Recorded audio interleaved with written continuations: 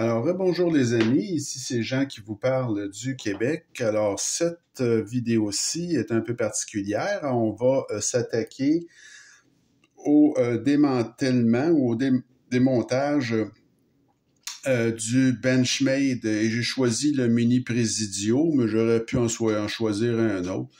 Donc, ça va être un démontage. Je vais vous donner un petit truc pour des ressorts de type Omega. Donc, ce ne sera pas un démontage complet que je vais vous faire. Je vais le faire sur le prochain, qui est le Vasty Raccoon, qui est aussi un couteau avec un verrouillage de barre. Donc, c'est plus compliqué, évidemment, ce genre de mécanisme que ce que je vous ai fait à venir jusqu'à maintenant. Comme vous pouvez voir, le couteau Benchmade ne vous laisse pas le choix. Donc, c'est vraiment de ce côté-là qu'on va défaire le pivot. Et avec Benchmade, la vis de pivot, c'est un T10. Alors, c'est toujours du T10 avec Benchmade. Normalement, eux, ils ont quand même de la quincaillerie là, de très belle qualité. Avant de poursuivre, je veux pas oublier, cette fois-ci, on va mettre un petit tape pour sécuriser la lame. Disons que vous allez voir, c'est plus capricieux que les autres démontages que je vous ai fait à venir jusqu'à maintenant. Donc, on va y mettre un petit tape, là, puis ça va régler le tout. Alors, voilà, c'est fait. OK. Donc, on poursuit. Donc, le problème avec les couteaux Benchmade ou avec ce type de mécanisme Axis, c'est que ça va très bien tant que le pivot est là. Quand vous enlevez le pivot, tout vous tombe dans les mains, la lame tombe, vous n'avez plus rien là. Alors, c'est là que les problèmes surviennent parce que c'est difficile de réinstaller après ça votre couteau, de le remonter. Vous allez voir, c'est très capricieux. En fait, en anglais, on dit c'est pain in the ass, là. C'est pour ça qu'il y a des gens, vous voyez, les vis sont de la même longueur, donc il n'y a pas de problème. Il y a des gens qui touchent pas à ces couteaux-là, malheureusement, parce que c'est des très, très bons couteaux. Écoutez, Benchmade, c'est reconnu dans le monde entier. C'est cher, mais la qualité est là. Et les ressorts de type Axis, ce n'est pas quelque chose qui va briser souvent. C'est quand même très, très, très bon. Moi, j'ai jamais brisé un ressort Axis. Alors, c'est quelque chose là, qui peut arriver, par contre. Et le problème, ben, c'est que si ça arrive, vous voyez, là, j'ai fini le démontage. Alors, si ça arrive de ce côté-ci, vous voyez, alors ça, c'est la première poignée, là. Alors, si ça vous arrive de ce côté-là, il n'y a pas de problème là, à changer le axis. On fait tout simplement décrocher et puis on change le ressort. Mais qu'est-ce qui arrive si c'est le ressort de l'autre côté qui brise? Ah, là, c'est une autre histoire. Parce que là, vous devez enlever le pivot. Et si vous enlevez le pivot, le couteau se démantibule littéralement et remettre en place un couteau Benchmade, c'est compliqué. Alors, le petit truc que je vais vous donner pour vous éviter bien des soucis, c'est ce petit truc-ci. Donc, vous devez vous fabriquer un petit outil avec un morceau de papier, tout simplement. Prenez du papier, à peu près, je dirais 10-12 cm de long par peut-être 4-5 cm, 4 cm de large, et vous faites un petit rouleau. Moi, j'ai mis au bout de ce rouleau-là, j'ai mis un petit peu de papier scotch. Et ce rouleau-là, qui est assez serré quand même, doit faire à peu près le diamètre un petit peu plus petit que le trou, finalement, de votre pivot. Alors, vous voyez que le pivot ici, il y a une face plate qui donne vers le bas du couteau, mais nous, on va travailler à l'envers. Donc, la face plate, elle va être par en haut. Alors, ce que vous faites, c'est que vous allez légèrement désenclencher. Vous voyez, je tire un petit peu sur les ressorts et je désenclenche mon pivot. Hein? Et là, je vais rentrer tout simplement, je vais rentrer mon petit bâton et je vais pousser le pivot à l'extérieur. Vous voyez, le pivot, là, il est sorti. Hein? Et je l'ai dans les mains, donc vous voyez qu'il y a une face plate à ce pivot-là. Alors, ça peut faire le focus, là.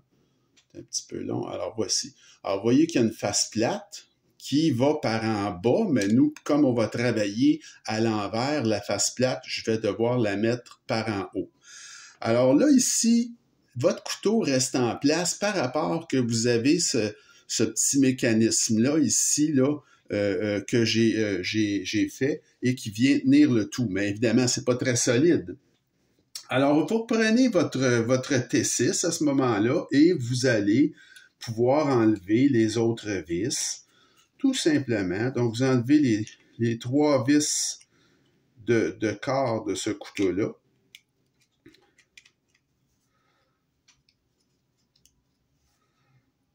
Donc, 1, 2 et 3.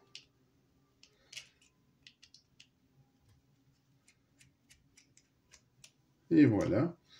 Et à ce moment-là, on va pouvoir défaire l'autre poignée. OK? Donc, vous voyez ici, là, vous avez accès, dans le fond, aux deux ressorts de type Omega. Alors, ce couteau-là, Benchmade, vous voyez que c'est un couteau qui a il y a des montants pleine grandeur. Souvent, quand vous allez avoir un bug-out, vous allez avoir même un Griptilian ou un 940, c'est des montants qui sont partiels, des petites langues de chat qui vont jusque dans le milieu ils sont toujours à la recherche du poids minimal. Benchmade, c'est une compagnie un peu d'élite. Et les couteaux Benchmade sont toujours faits, c'est la lame avec c'est pas des roulements à billes, c'est toujours sur rondelle de bronze. Alors tout ça est pris en sandwich avec le mécanisme ici là, de verrouillage. Alors ça, si vous défaites ça, c'est plus compliqué à remonter un petit peu.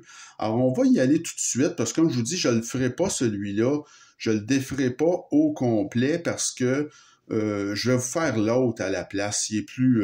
Celui-là, c'est pas très agréable là, à défaire. Alors ici, il faut faire attention pour pas perdre notre pas perdre notre petit bout de papier, finalement. C'est du papier. Parce que là, on serait dans le trouble. Alors, on peut réassembler ici, là.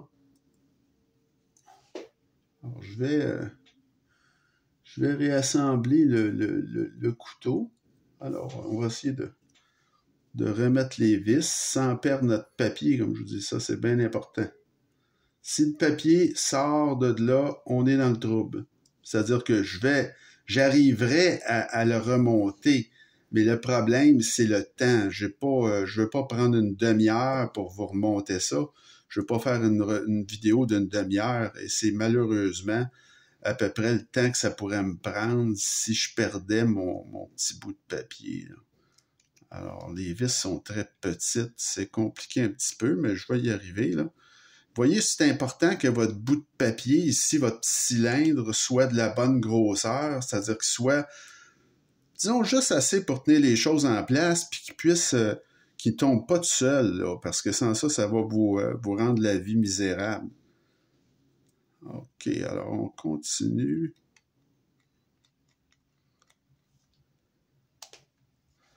Ben.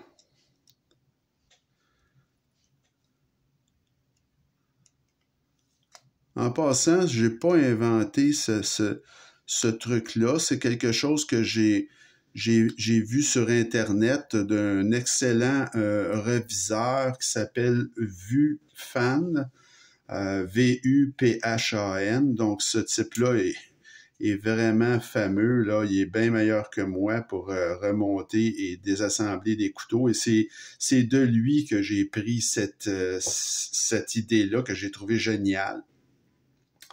Alors là, c'est le moment critique. Alors là, on va réinstaller le pivot. Alors, vous rappelez que le pivot, ben le côté plat va aller par en haut, hein, parce que c'est, dans le fond, c'est par en bas, mais on le monte à l'envers.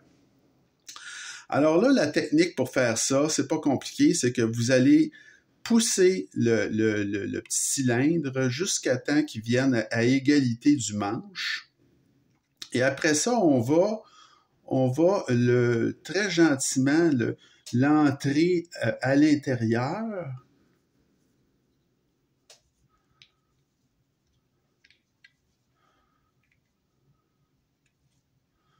Bon, alors vous voyez, là, je l'ai rentré à l'intérieur. Là, ce qu'il faut faire, c'est tirer pour désengager, enlever de la pression sur la lame, tirer le axis et en même temps, vous poussez sur le pivot ici qui ne veut pas, parce que vous voyez, c'est capricieux là. Alors, on va se réessayer parce que ça a quand même bien tenu là.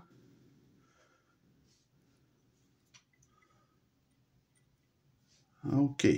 Alors, on l'a rentré, on va désengager et on pousse. On pousse dessus.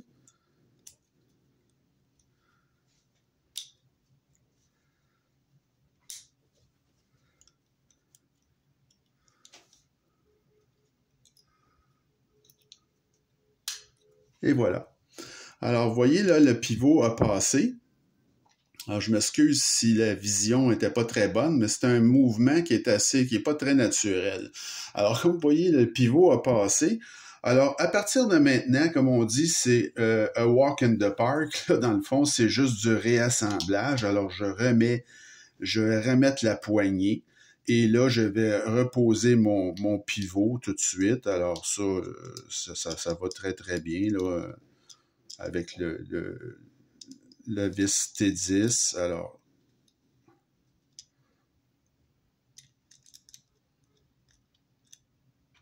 bon. Alors, c'est pas mal parce que finalement, je vais avoir réussi à vous faire l'entretien de ce couteau-là dans un temps raisonnable pour la vidéo. C'était ma plus grande hantise. C'était de ne pas pouvoir avoir une vidéo qui soit dans un temps raisonnable. Mais parce que, comme je vous dis, il faut être patient là, quand on fait ça. Puis moi, ben, j'ai une contrainte de temps ici quand je filme. Je veux pas vous faire des vidéos assommante là, de 20 ou de 30 minutes. Ça n'a pas de sens, je trouve. Donc, je veux me contenter de petites vidéos aux alentours d'une dizaine de minutes. Comme ça, c'est un petit peu moins long. Alors, c'est ça. Alors, vous voyez, là, j'ai tout simplement réassemblé le couteau au complet, les vis de corps. Donc, il y en a 3. Alors là, tout simplement, c'est de regarder est-ce que l'action nous convient. Non, elle ne nous convient pas, c'est trop serré, alors on desserre. C'est pas, là, c'est vraiment de...